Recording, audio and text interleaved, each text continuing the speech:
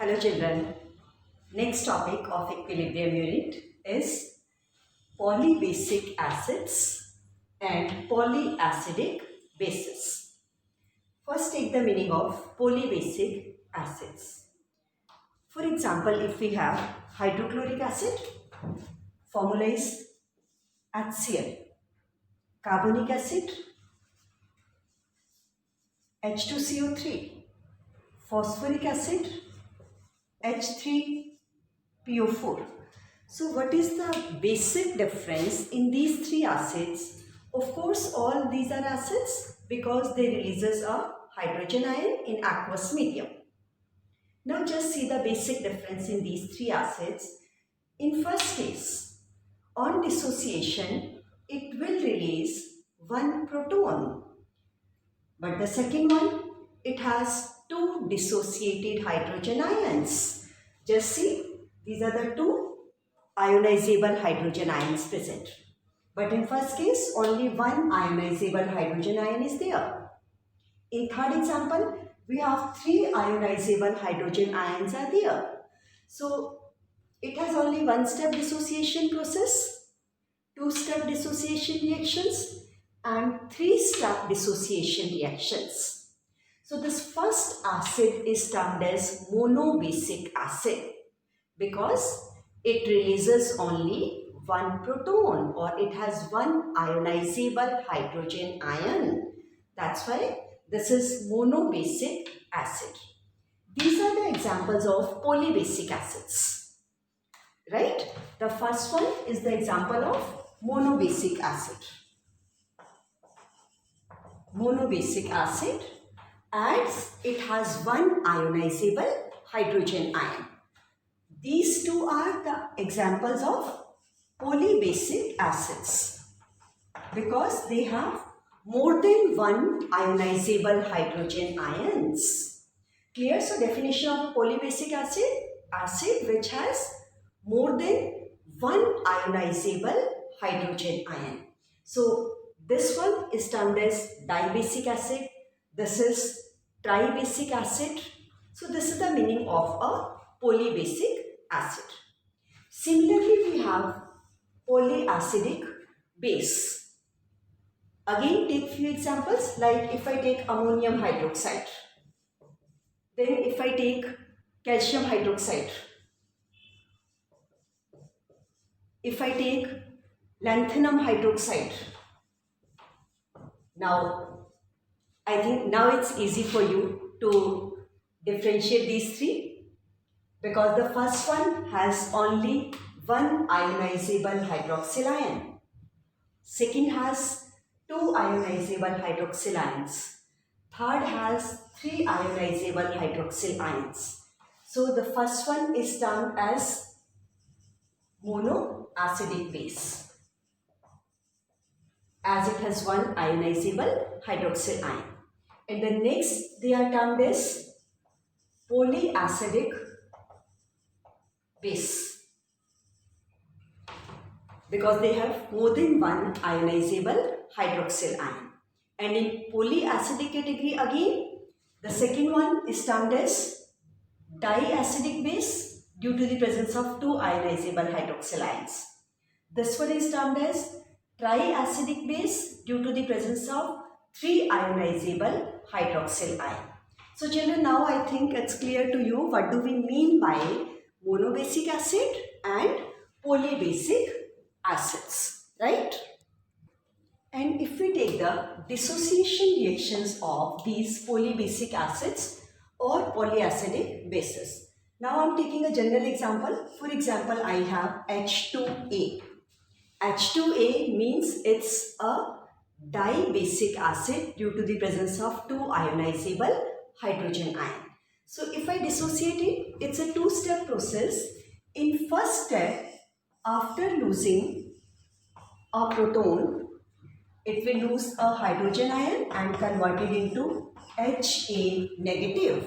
This is first step dissociation reaction of this. In second step, this anion further dissociates, losing another proton. So the second step reaction is Ha in aqueous medium further dissociated, giving the second proton. So these are two steps dissociation reactions. Now if we write the dissociation constants for these steps, like for first step, dissociation constant, if we take it Ka1 is the ratio of products hydrogen ion and the second anion divided by undissociated acid H2A. Similarly for second step, if it is Ka2, formula for Ka2 products hydrogen ion and anion A divided by Ha negative.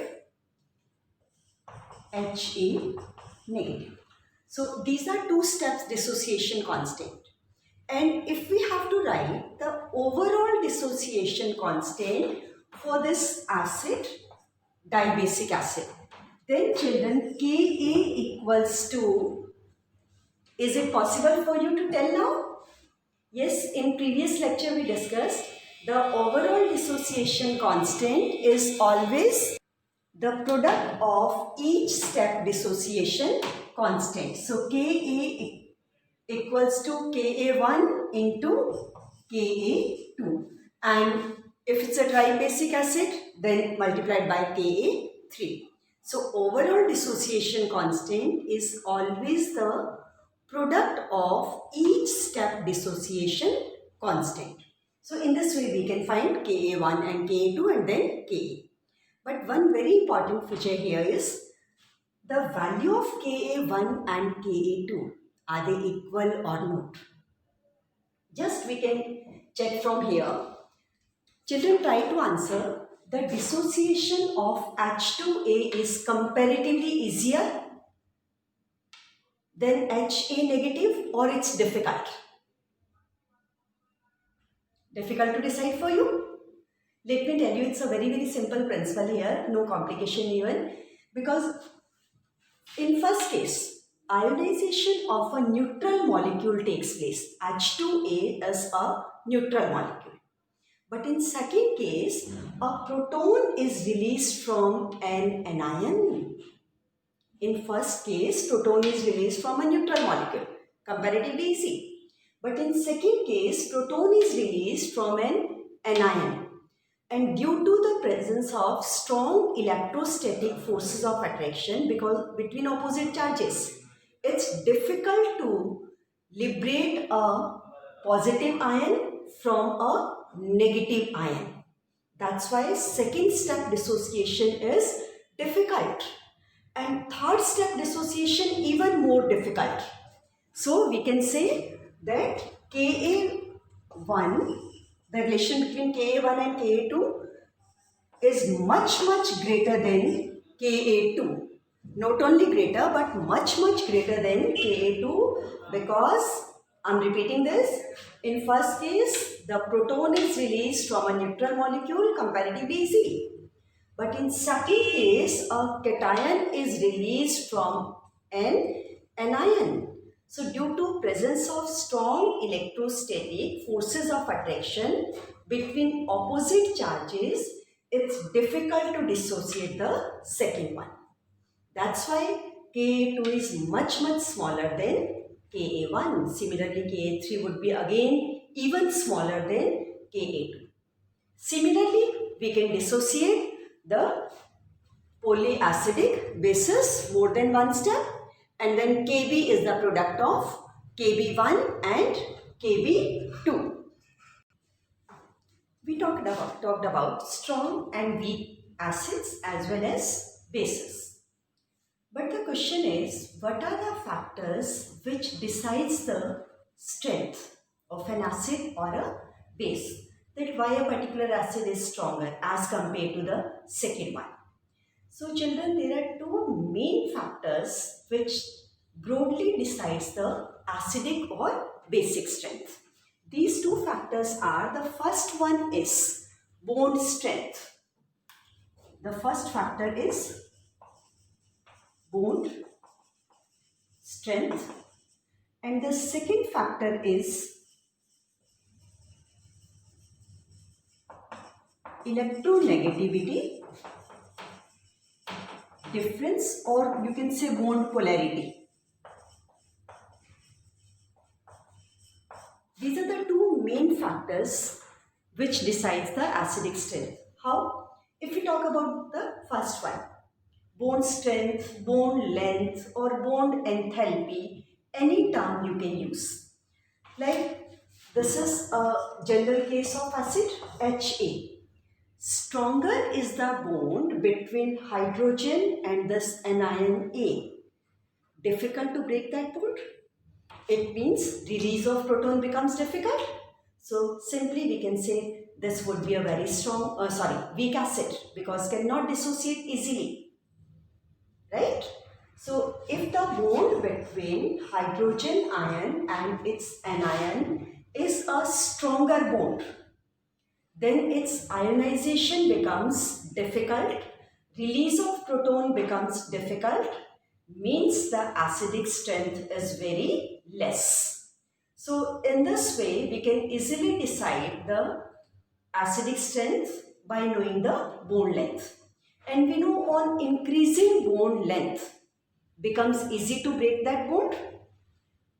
On increasing bond length becomes easy to break that bond. So we can say the bond strength is inversely proportional to bond length. Right, children? It is inversely proportional to bond length. We can say the bond length, if bond length is more, then becomes easy to break that bond, means its strength is very less. So just check this example, check this factor with few examples. Like if we are moving top to bottom in 17th group, the 17th group elements are halogens, fluorine, chlorine, bromine, iodine, and the acids formed by these halogen ions are HF, HCl, HBr and HI. Now if it is asked that when you move from HF to HI, the acidic strength will increase or decrease. So children, yes, can you tell now? Yes, it's easy for you to tell on the basis of this factor, bond length or bond strength. Because we know when we move down the group, bond length increases.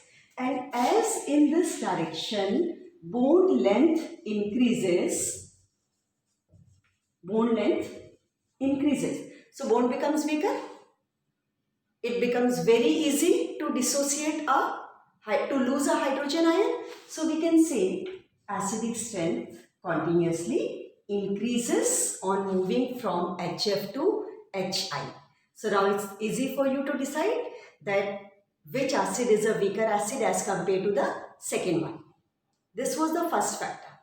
Now the second factor is bond polarity or electronegativity difference. Again, if we check this general case, more is the electronegativity difference between two bonded atoms.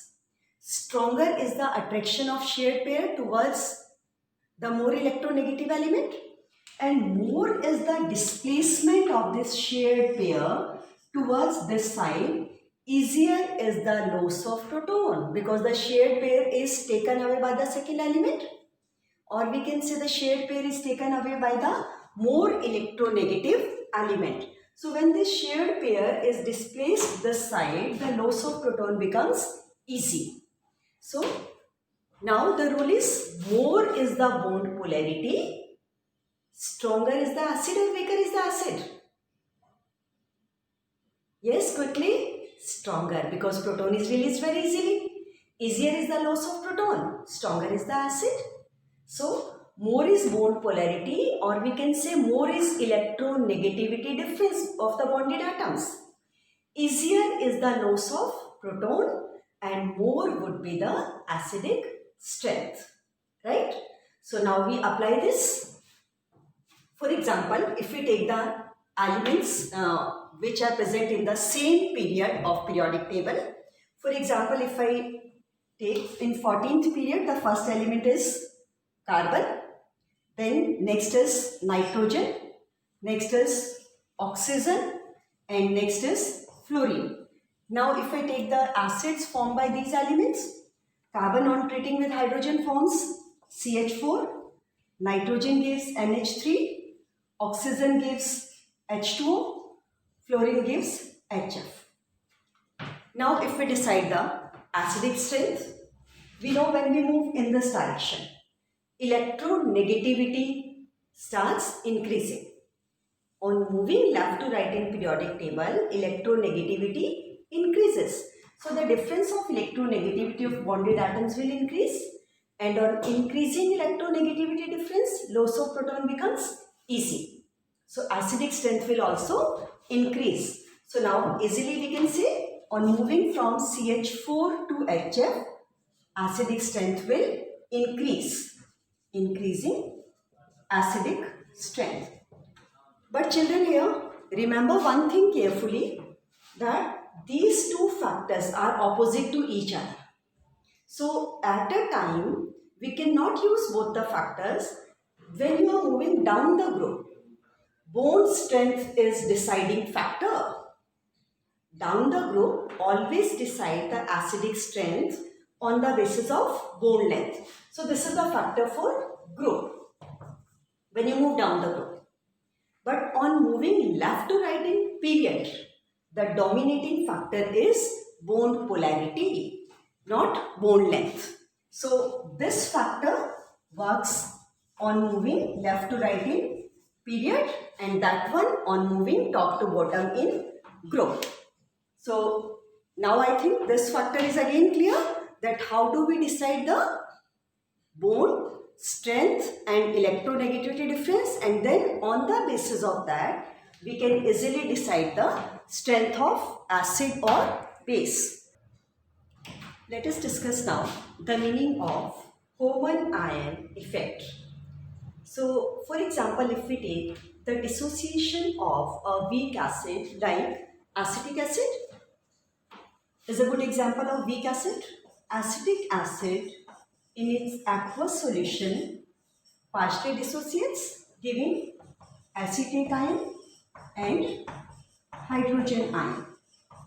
Now to this acetic acid solution, if we add common ion like acetate ion from any external source, I am providing it acetate ion from the external source, like I am adding sodium acetate to the solution. What I am adding? Sodium acetate solution to this aqueous solution. So sodium acetate will dissociate, giving acetate ion and sodium ion. Means it is providing extra acetate ion to the solution.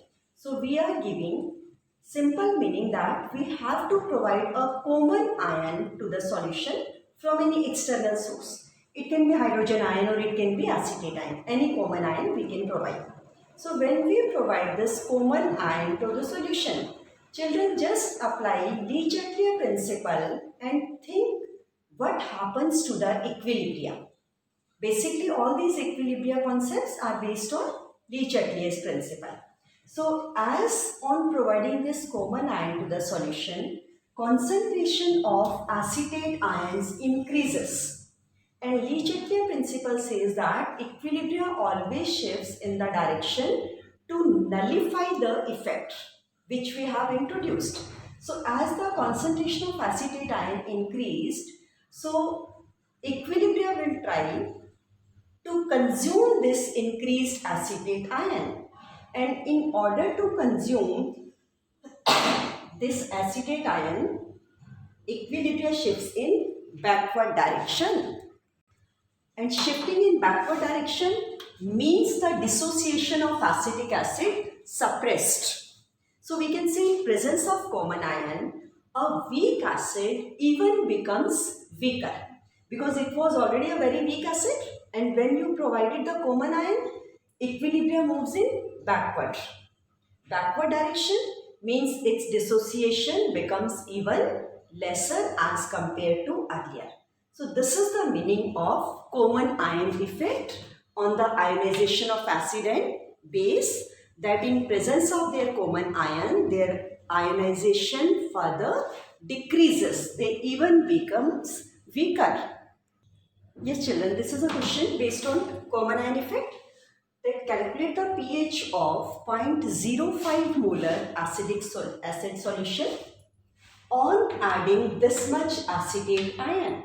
Means initially we had acetic acid solution of this concentration. To this solution we are providing these much acetate ions from the external source, means you are giving common ion to the solution. After adding these common ion, calculate its pH if its dissociation constant Ka is this much. So for this, first we write the equation for the dissociation of acetic acid. Acetic acid will dissociates giving acetate ion and hydrogen ion.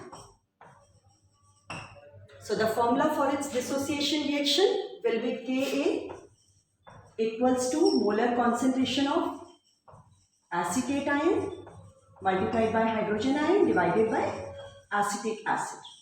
Initially, how much acetic acid is given to us? 0.05 molar.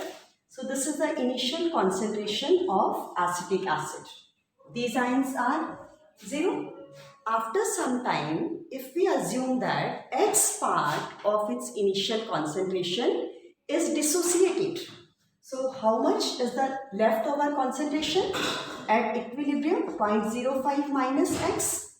This is X and this is X.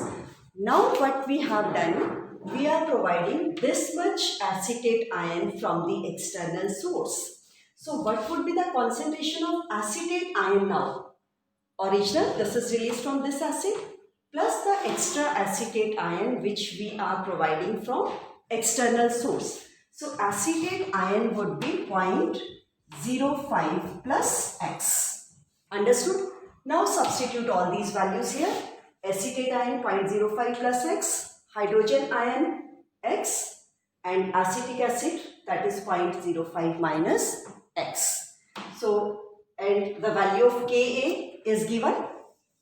This is the value of Ka, 1.8 into 10 to the power minus 5. Solve this equation. On solving, you will get the value of X, right? And that is the concentration of hydrogen ion. And after calculating concentration of hydrogen ion, we can easily calculate pH, that is negative log of hydrogen ion concentration. Right children? So in this way, you can solve the questions based on common ion effect. Means to the solution provide that much extra common ion. It's okay children? The common ion effect, one very important topic is buffer solution. Now the meaning, first I will tell you the meaning of buffer solution, then we will talk about its importance. Buffer solution is the solution whose pH remains unchanged even if we dilute that solution, or if we add small amount of acid or small amount of base to the solution. Yes children, clear the meaning? Listen once more. The solutions whose pH remains unchanged, they will resist any change in their pH. Even if we dilute the solution, still the pH will be maintained. Or if we add small amount of acid or small amount of base to the solution, its pH will remain unchanged. Such type of solutions are termed as buffer solutions. Like if we take the few examples of buffer solutions, for example, acetic acid solution, mixture of acetic acid and its salt with a strong base, like sodium acetate is its salt with a strong base. So this solution will behave as a acidic buffer.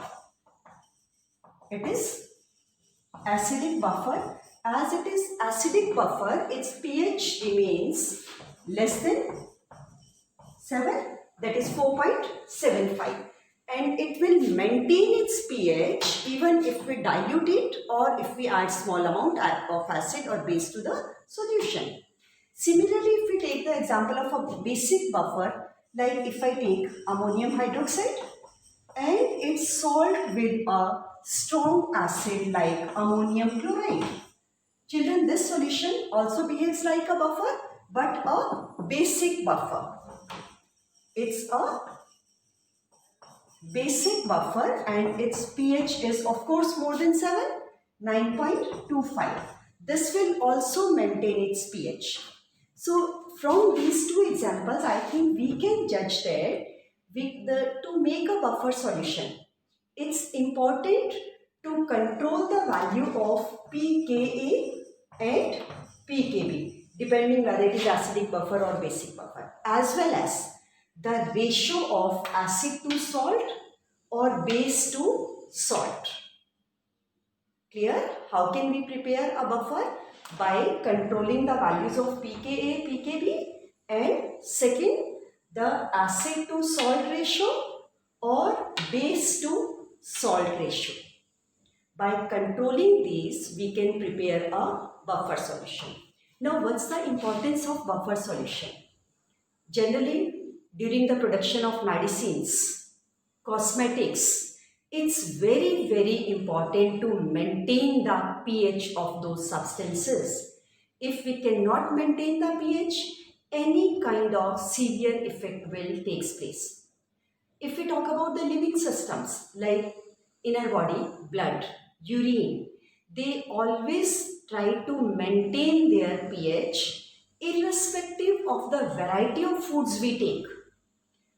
And due to that buffer nature of blood and urine, the body can functions properly irrespective of your variety of diet. And if the pH of blood or urine deviates due to any reason, that may cause severe problems. So this is the importance of a buffer solution. Clear, children? That's it for this topic.